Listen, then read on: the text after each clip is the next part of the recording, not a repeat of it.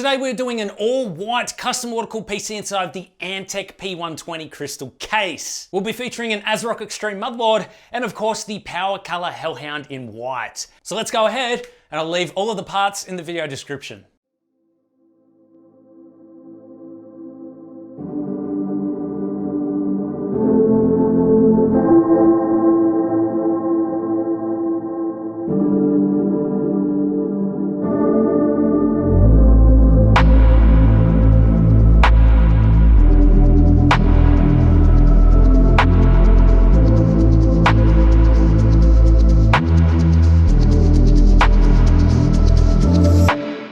To activate all of Windows features, head on over to ucdkeys.com. Purchase a Windows 10 Pro OEM key for as little as $13.44, a fraction of retail price. Use offer code D20 for 20% off. Copy your key and paste it here to activate. You can also enjoy all of the other softwares with our 20% discount code D20. I'll leave the links in the video description.